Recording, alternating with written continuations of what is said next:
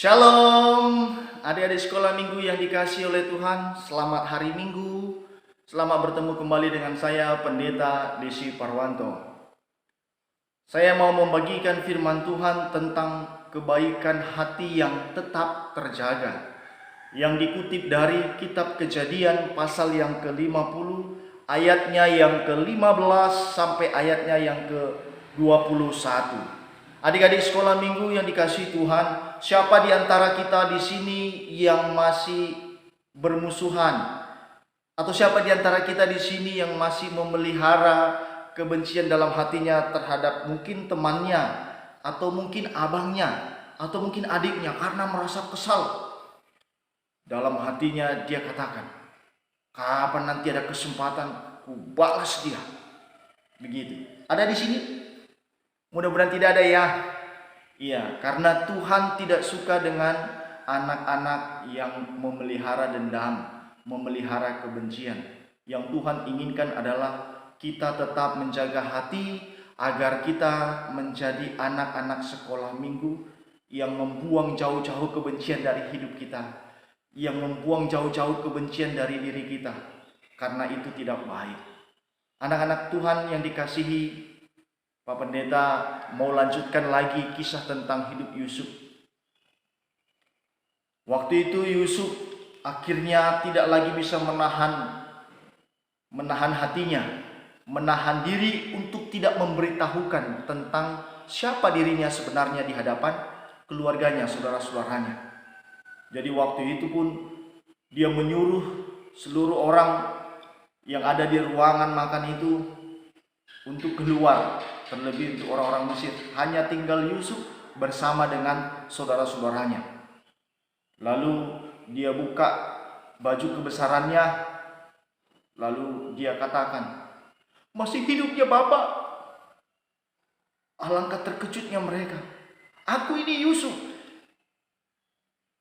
Akhirnya saudara-saudaranya semua gemetar, ketakutan. Kenapa? Karena mereka tidak menyangka bahwa pejabat besar, pejabat tinggi yang di hadapan mereka itu adalah Yusuf. Kan begitu. Lalu Yusuf katakan, mari dekat sini. Jangan takut. Bukan kalian yang merencanakan ini. Memang dulu kalian menjual aku.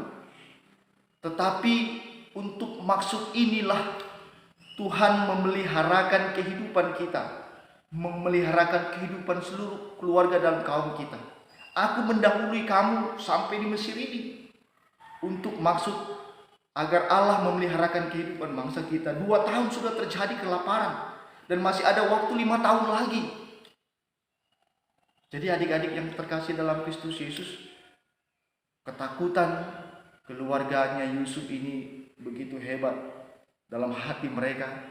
Wah, kalau sudah begini pasti kita nanti akan jadi budak pikirnya. Tapi itu tidak dilakukan oleh Yusuf. Yusuf katakan, masih hidupkah Bapak?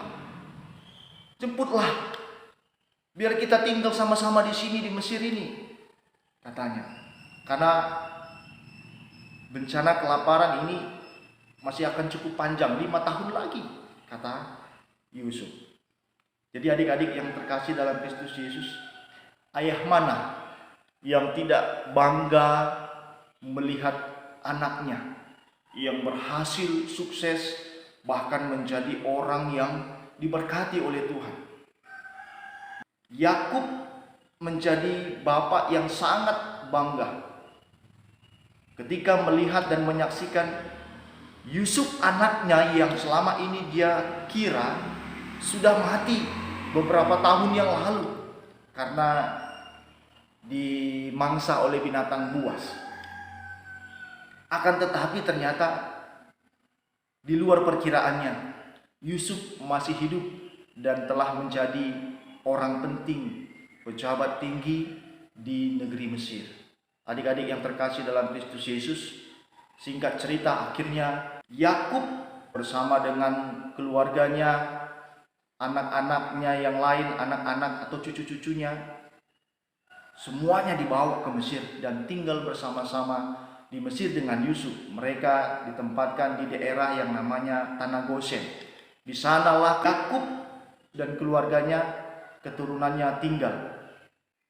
Adik-adik yang dikasihi Tuhan, oleh karena Yakub usianya sudah tua, maka tidak cukup waktu yang lama dia bisa menyaksikan anaknya Yusuf itu bagaimana dia tinggal di sana bekerja, dan setiap pekerjaan-pekerjaannya itu diberkati oleh Tuhan. Karena akhirnya Yakub meninggal, dia dikuburkan, diantar jenazahnya ke tanah asalnya. Yusuf pun ikut mengantarkan ke sana. Lalu setelah pemakaman ayahnya itu, Yusuf pun membawa kembali seluruh kaum keluarganya, abang-abangnya dan anak-anaknya atau cucu-cucunya Yakub tadi, kembali lagi semuanya ke Mesir. Lalu mereka tinggal di sana. Adik-adik yang terkasih, ketika mereka tinggal bersama di sana, karena ayah mereka tidak ada lagi, saudara-saudara Yusuf pun mulai berpikir, tidak ada lagi bapak, tidak ada lagi yang mengayomi, tidak ada lagi yang menengahi, tidak ada lagi orang yang disegani oleh Yusuf. Kalau ini habislah kita. Jangan-jangan nanti Yusuf akan mempekerjakan kita di sini, akan menjadikan kita budak di Mesir ini. Pikir keluarganya. Kan begitu. Lalu untuk menenangkan hati saudara-saudaranya, Yusuf berkata, "Jangan takut. Aku bukan Allah. Aku bukan pengganti Allah. Selama ini memang kamu mereka-rekakan yang jahat terhadap aku. Tetapi Allah mereka-rekakan kebaikan untuk maksud memelihara kehidupan kaum yang besar ini, bangsa yang besar ini. Oleh karena itu, janganlah takut. Aku akan menanggung makanmu dan makan anak-anakmu juga." Demikianlah Yusuf menghiburkan hati saudara-saudaranya itu. Jadi adik-adik sekolah minggu, dari cerita tentang kehidupan Yusuf itu, Yusuf melihat, menyaksikan bagaimana karya Tuhan dalam kehidupannya, bagaimana Tuhan memelihara hatinya, bahkan kehidupan pribadinya, untuk bisa mendatangkan kebaikan bagi hidupnya dan keluarganya. Meskipun kepahitan-kepahitan hidup dialaminya, tetapi Tuhan memelihara hatinya, karena dia menjadi orang yang takut akan Tuhan. Jadi adik-adik yang terkasih dalam Kristus Yesus, hatinya Yusuf terpelihara dengan baik dan tetap terjaga, hingga akhirnya dia bisa memberikan kesaksian kepada saudara-saudaranya. Jadi adik-adik yang terkasih, kita bisa melihat bagaimana Yusuf bisa menjauhkan dirinya dari kebencian. Yusuf tidak memelihara kebencian itu yang akhirnya menjadi dendam yang berkepanjangan, tetapi justru dia bisa mengendalikan dirinya untuk tidak memelihara kepahitan-kepahitan hidup itu, tapi justru malah dia bisa melihat kebaikan dan kebaikan yang Tuhan sedang kerjakan dalam hidupnya, agar itu tidak menjadi bibit yang merusak kehidupanmu. Kalaupun seandainya ada orang yang pernah melukaimu atau mengecewakanmu, anggaplah itu sebagai sebuah kehilafan. Karena suatu saat pun kita akan pernah melakukan kehilafan. Ketika kita melakukannya itu, maka memaafkan akan lebih baik daripada kita memelihara kebencian. Adik-adik yang terkasih, melalui firman Tuhan hari ini kita bisa belajar agar anak-anak sekolah minggu jangan memelihara kebencian atau sakit hati atau kecewa terhadap orang-orang yang pernah mengecewakanmu. Bangunlah kembali hubungan yang baik dengan orang-orang yang pernah melukaimu atau mengecewakanmu. Mulailah dari dirimu, jangan menunggu.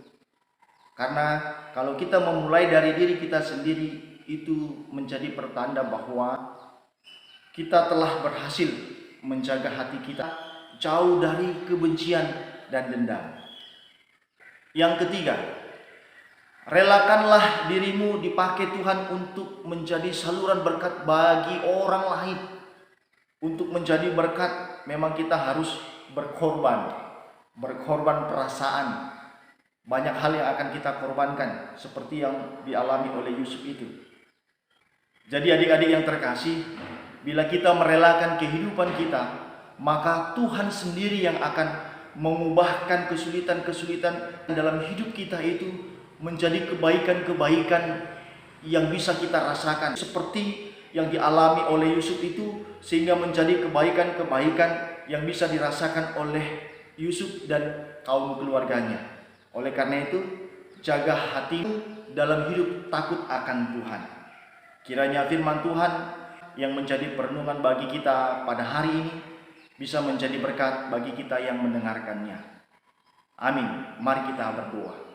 Ya Tuhan, Bapa kami di surga, kami menyerahkan diri kami ke dalam tangan pengasihan-Mu, agar kami diberi kuasa untuk tetap menjaga hati dan pikiran kami dari hal-hal yang tidak baik, agar kami dapat memelihara hati dan pikiran kami jauh dari kebencian dan dendam terhadap kami, seperti yang Tuhan sudah ajarkan.